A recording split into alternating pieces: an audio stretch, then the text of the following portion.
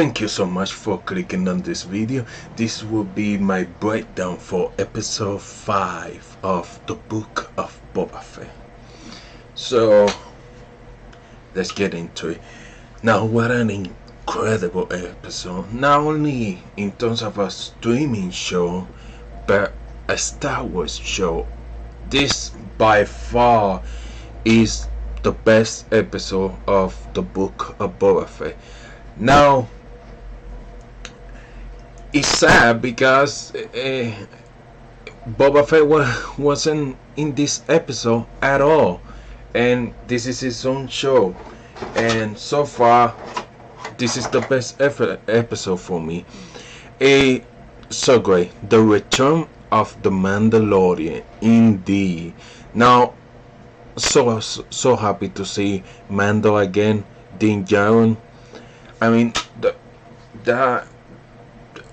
the way that he came in frame in the opening scene of this episode was just something incredible to see, and it was so great. Now, there are a lot of things happen in this episode, and we have some interesting things for Mandalorian season 3. Now, Mando gets in trouble because for removing his helmet, as we have seen in the previous season of the Mandalorian season 2. Now, the armor,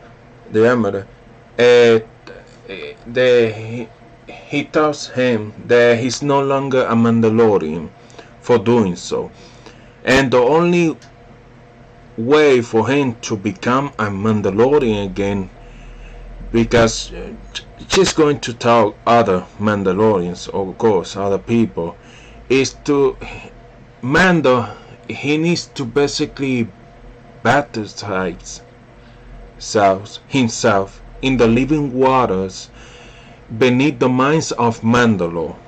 Now, the only problem is that all the mines have been destroyed, but I suspect the water are still there, and they show us the destruction of Mandalore, and wow, it was shot so perfectly, so beautiful, and it gave me some vibes of Terminator in the with the droids. The droids they used was the same model of K2SOs for Rogue One, so that was cool to see.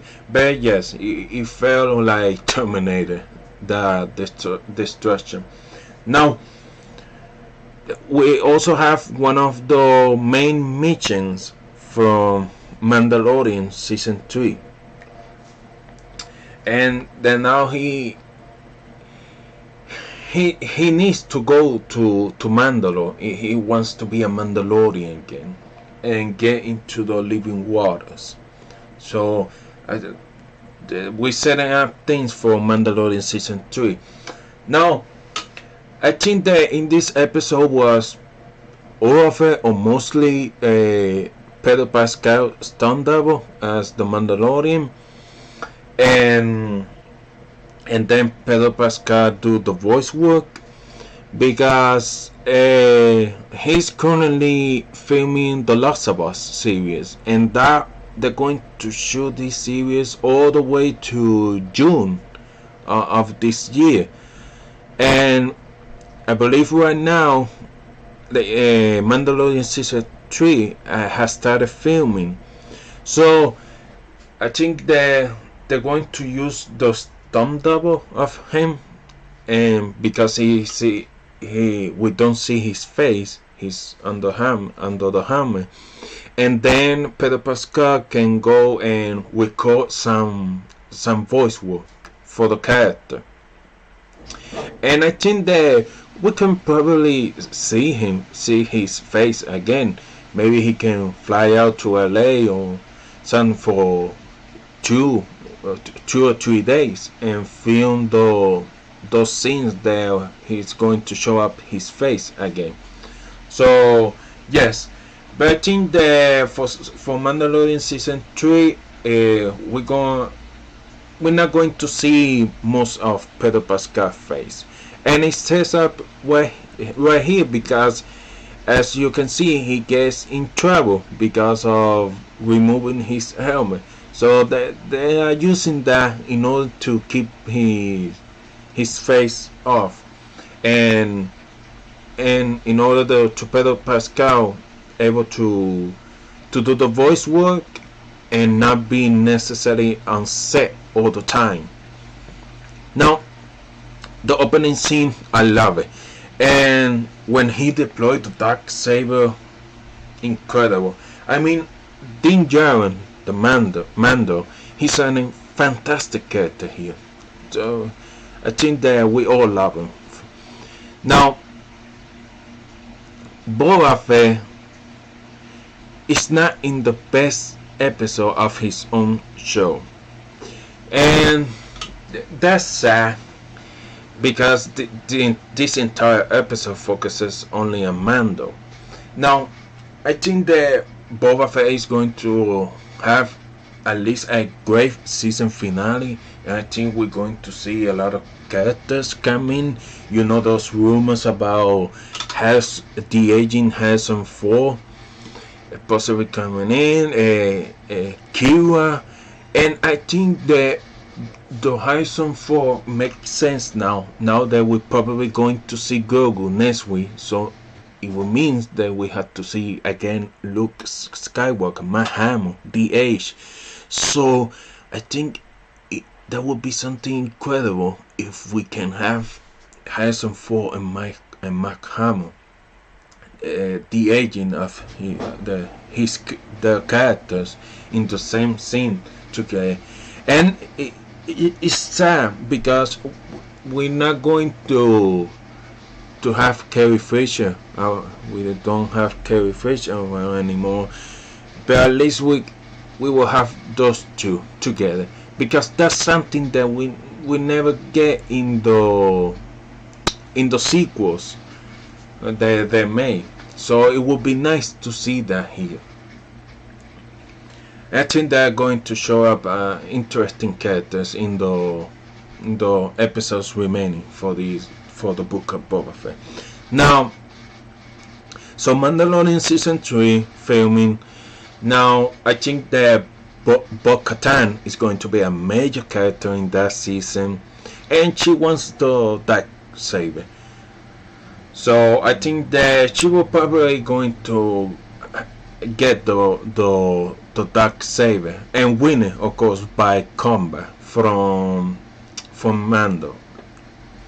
Now, this episode, Boba Fett episode 5, it was basically a Mandalorian season 3 preview. So getting you ready for that and planting some scenes and things that we're going to deal with that in that season. Now, I like the Grogu is going to get armor, so therefore the spear the Mando have to make a baby armor for Grogu. I can't wait to see that. Now, we also see in the new chip the Mando has, they replaced the part that was for droids for a BBC, and that's basically we're going to have a Grogu back with Mando, because why would you do that with that chip? It was very intentional that they made that. So I can't wait to see that. Now, talking about the new chip, there is an Naboo N1 starfighter. Also, thanks to Dave Filoni, that's the same ship that Luke Skywalker flew out in the Phantom Menace to destroy the chip and the end of that. Now, also, I'm a Queen Amidala.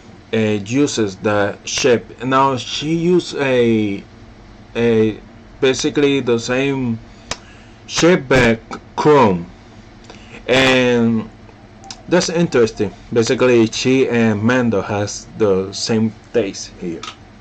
Now we also see that ship fly away, and that was awesome maneuvering. And it was we see the same cannon that as the pod racing from episode Star Wars episode 1, the Phantom Menace. So it was great to see, and I mean it was just beautiful shot. The whole flying scene and the ship shot looks so fast, and well, I can't wait to see that in action. I think that will be something else. Now I'm glad to see the New Republic police officer Carson wants to talk him. They put over Mando because of he's flying too fast again. Besides a commercial flight. Now I knew it was Carson because you see the two chips, and then we see another police officer, and then we hear the voice, but we're not just seeing the face of that person. And yes, it was Carson speaking. Then we see him, so he tells her about that story where we with the first me in the planet. They basically help him out, so it was great to see. Now I like this because Mando was able hilarious to literally skip town because his ship was not registered, and he has some modification of that. So I love that scene. It was just the dialogue. It was very well written, but he not literally skipped town. He circled back to the planet, and then Perry tells him there is a woman looking for him. Now the woman is Fennec Shen, and she's looking to hire some muscle. As we expect, the Mando will not take Boba's money. Now he says that I love to help you guys, but first I gotta to see someone first. And Grogu, that means that we're going to see Grogu in the next week's episode. Now I'll be curious to see if more people tune in at the drop, because once again this become just a appointment television. It was just, this is the type of episode that we needed. Now, like I said, the opening scene, it was perfect and important that you have your main character participate in the action and be ruthless and just be so cool. And that's something we only get a few glimpses of that with Boba Fett, but we haven't seen fully that Boba Fett. Like we see Mando in this episode, he's not yet participate in the action a lot, and that's odd because this is Boba Fett shows. So yes, and also I had to give a big shout out to Bryce Dallas Howard. Great job.